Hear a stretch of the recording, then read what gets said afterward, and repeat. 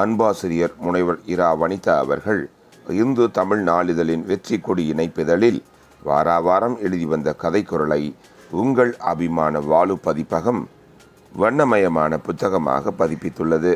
வாலு பதிப்பகத்தின் 8வது படைப்பாக வெளிவர இருக்கின்ற வண்ணமயமான 142 பக்கங்கள் கொண்ட இப்புத்தகத்திற்கு குரல் பூக்கும் குழந்தை கதைகள் என பெயரிட்டுள்ளோம்.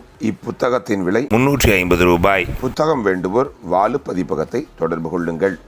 இப்புத்தகத்தின் வெளியீட்டு விழா வருகிற ஜூலை 14/7/2024 ஞாயிற்றுக்கிழமை அன்று மாலை 6 மணிக்கு காரைக்குடியின் செக்காலை பகுதியில் இருக்கிற கிருஷ்ணா கார்டனில் நடைபெறுகிறது.